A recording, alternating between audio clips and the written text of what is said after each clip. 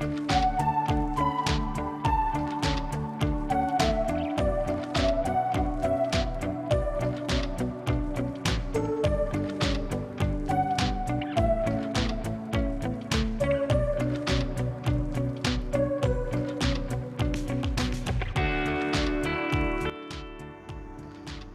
बंधुरा आमार रान्नाघरे सबाइके स्वागत।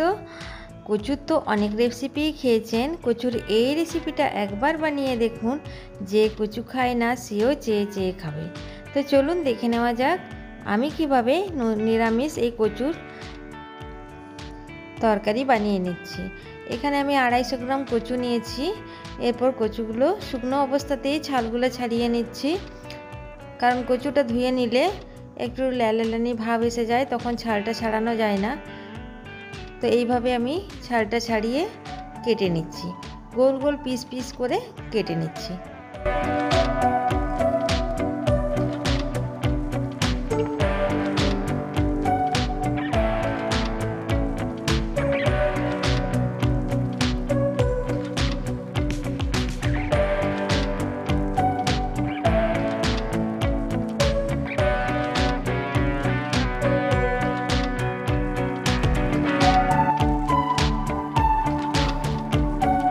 কচুগুলো সব কাটা হয়ে গেছে। এরপর ধুয়ে নিয়েছি, খুব ভালোভাবে ধুয়ে নিয়েছি 3-4 বার করে, কারণ কচুতে প্রচুর মাটি থাকে। এরকম গোল গোল পিস পিস করে কচুগুলো আমি কেটে নিয়েছি। এরপর কড়াই চাপিয়ে দিয়েছি, কড়াইয়ে দিয়ে দেবো সরষের তেল। এই রান্নাটাতে খুব কম তেলের ব্যবহার করা হয়, কারণ কচুতে খুব একটা তেল লাগে না।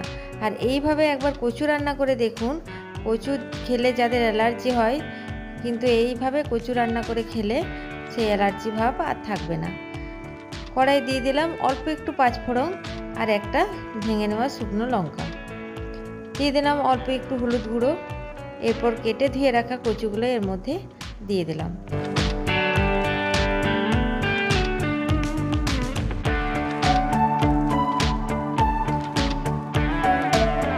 কচুগুলো দিয়ে খুব ভালোভাবে ভেজে নেব।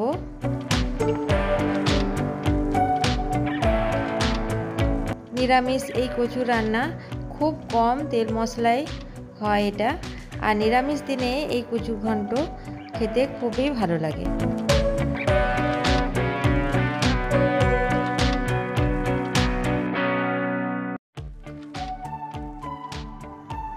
কচুগুলো খুব ভালোভাবে ভাজা হয়ে গেছে, একটু লালচে করে ভেজে নিয়েছি।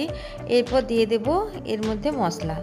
দিয়ে দিলাম এখানে আদা কাঁচা লঙ্কা বাটা। কাঁচা লঙ্কাটা আমার লাল ছিল, ওই জন্য মশলাটা লাল হয়েছে। আর দিয়ে দিলাম পরিমাণ মতো নুন আর পরিমাণ মতো হলুদ গুঁড়ো। দিয়ে দিলাম 1 চামচ জিরে গুঁড়ো। এরপর খুব ভালোভাবে মশলাটা নাড়াচাড়া করে নেব। আবার অনেকে যারা পেঁয়াজ রসুন পছন্দ করেন, তারা এর মধ্যে একটু পেঁয়াজ রসুন বাটা দিয়ে দিলে আরও টেস্ট হয়। যেহেতু আমি নিরামিষ রান্না করছি, এতে পেঁয়াজ রসুনের ব্যবহার করব না।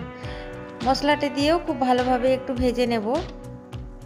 আর ভেজে নেওয়ার জন্য কচুর যে ল্যালানি ভাবটা থাকে, পিচ্ছিল ভাবটা, সেটা চলে যায়।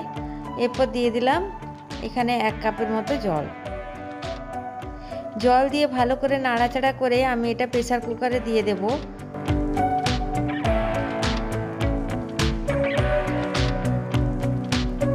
প্রেসার কুকারে আমি মিডিয়াম আঁচে 2টো সিটি দিয়ে আর কম আঁচে রেখে দেব 2 থেকে 3 মিনিট, যাতে কচুগুলো খুব ভালোভাবে সেদ্ধ হয়ে যায়।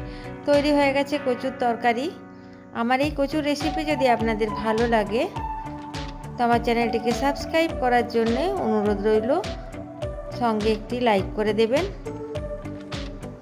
গরম ভাতে এই কচুর সবজি খেতে দুর্দান্ত লাগবে। ভিডিওটি দেখার জন্য সবাইকে অসংখ্য ধন্যবাদ।